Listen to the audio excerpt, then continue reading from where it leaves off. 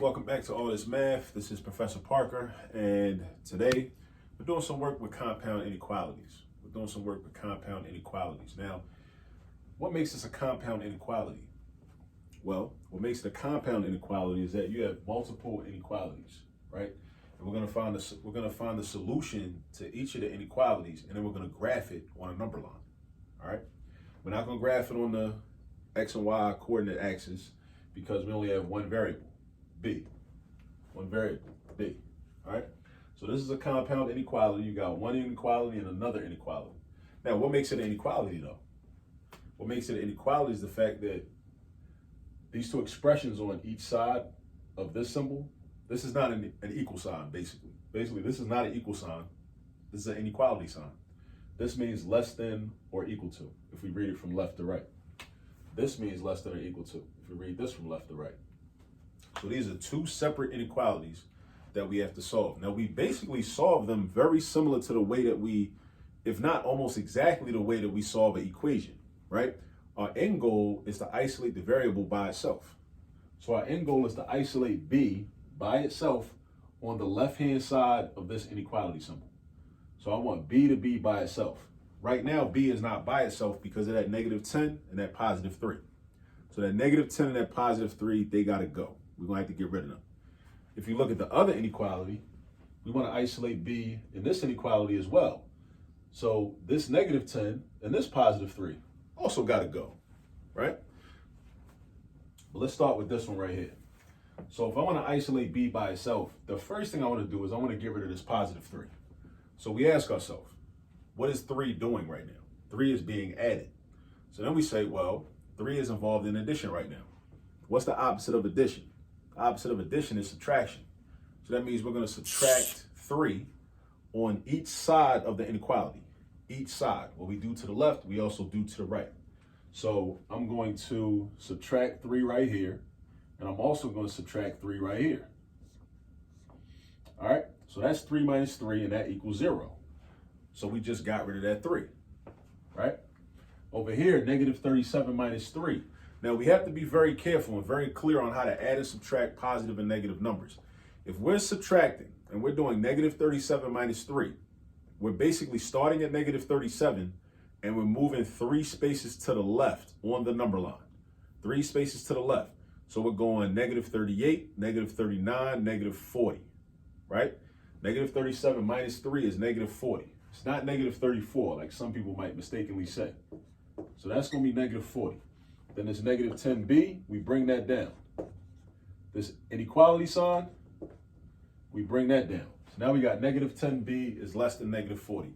Now, if at this point you're confused about anything I've already done, this is the beauty of YouTube. This is the beauty of the internet. You can go ahead and pause, think about it for a minute, or you can rewind it, run it back, and then just look at what I did. Listen to my explanation over again. All right? Now, we're still trying to get b by itself. This negative 10 is in the way. This negative 10 has got to go. So the question is, what is negative 10 doing right now? Negative 10 is being multiplied by b. That means negative 10 times b. In math language, that's what that means, negative 10 times b. So we got to say to ourselves, well, what's the opposite of multiplication? The opposite of multiplication is division. So then that's the operation I got to do to get rid of the negative 10. So I show division by this, negative 10. Now notice, I'm not dividing by 10. I'm dividing by the same exact number. A lot of people like to leave out negative signs. That's how they get wrong answers. If you started out with a negative 10, that means you got to divide by a negative 10. Go ahead, write that negative sign. So we divide by negative 10, and we also divide by negative 10 over here. Negative 10 divided by negative 10 gives us positive 1, leaving me with positive 1b, which is just b. Like $1 is a dollar. $1, a dollar. 1b is a b. So we got b. Now, this is the only difference between solving equations and solving inequalities. Equations have an equal sign. Inequalities have an inequality sign, less than or greater than sign.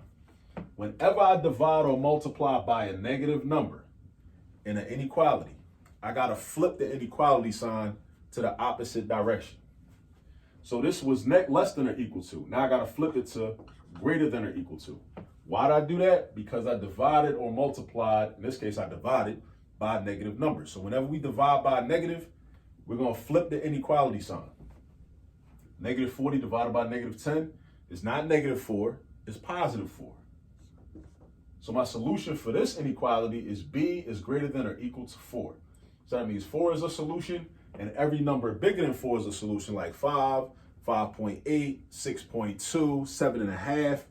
All of those numbers are solutions just to this inequality.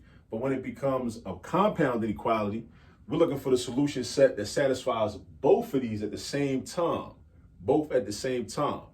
So basically, the solution set from this inequality is going to limit this one, and vice versa. The solution set from this inequality is going to limit that one. All right?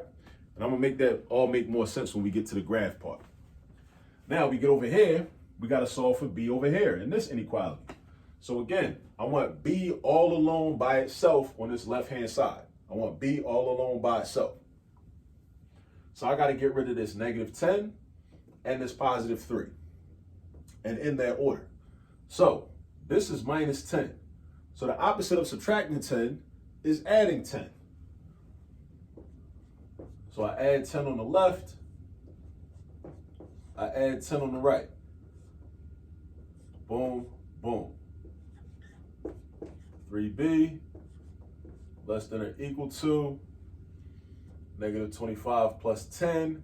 Now, negative 25 plus 10, what that looks like is, it's as if I was on a number line and I was at negative 25. And when I add, I move to the right. The plus sign is giving me directions. It's giving me instructions. It's telling me what to do. The plus sign is telling me to move to the right. So slide to the right. And the second number is telling me how far to slide. I slide 10 spaces. So I go from negative 25, 10 spaces to the right. That's going to end up at, I'm going to go negative 24, negative 23, negative 22, negative 21, negative 20. I'm going to go all the way and I'm going to stop at negative 15. Negative 15. Boom. So I got 3b is less than or equal to negative 15, right? Now, I'm close to getting b by itself. I got to get rid of this 3. So what is this 3 doing? This 3 is being multiplied by b. So the opposite of multiplication is division. And that's how I get rid of the 3, by doing the opposite operation from what it's already involved in. So I'm going to do 3b divided by 3, negative 15 divided by 3. Because again, math is all about balance. Just like in this last problem, I divided by negative 10 on this side, I divide by negative 10 on this side. I subtract 3 on this side, I subtract 3 on this side. Math is all about balance. It teaches us to be more balanced, and not in just when we're doing problems, but it really teaches us to be more balanced in life. Because whatever we're doing on one side, we're doing on the other side.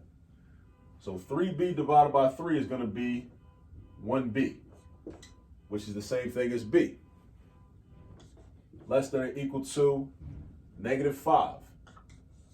Not positive 5, but negative 5. Now, somebody might be wondering, well, I see that that's a negative, and you divide it, so how come we ain't flip the sign around? That's a good thought. But remember, the rule is if we're dividing by a negative number, not if a negative number is being divided by a positive number.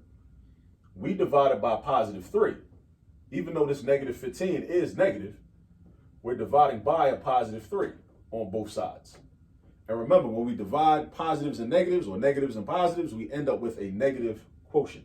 So b is less than or equal to negative 5. So these are our two solutions. B is greater than or equal to 4, and b is less than or equal to negative 5. Now it's time to graph. So when it's time to graph, you draw a number line out, right? Draw a little horizontal line like this. Put some spaces on it. All right? Now, these two numbers, this 4 and this negative 5, those are called boundary points. Boundary points. That's what those are called, boundary points. Because those are that's where the boundary of your graph is. Your graph is either going to be in between those two numbers, or that's where the graph is going to start, and it's going to extend outward. It's either going to be in between or outward. All right?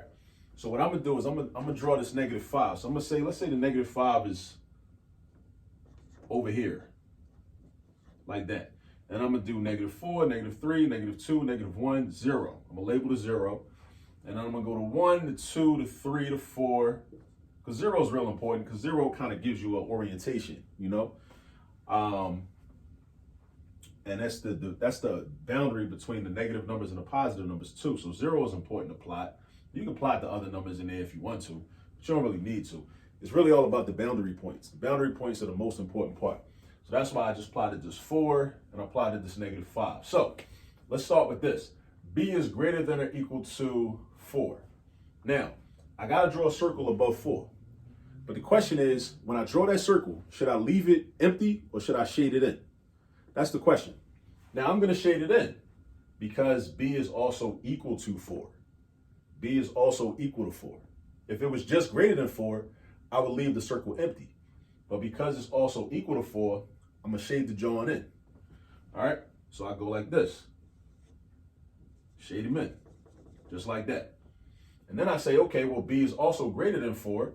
Where are all the numbers that's greater than 4? They not that way. Because if it was that way, that means that 0 will be greater than 4. How can 0 be more than 4? It's not. 5, 6, and all them other numbers, those are greater than 4. So then I draw an arrow like that. All right? Now, I go back here. B is less than or equal to -5. Because it's also equal to, when I draw my circle, I'm going to shade him in. Like that. Because it's not just less than -5, it's also equal to 5. That line means equal to. All right, and then all the numbers that are less than -5 are further to the left.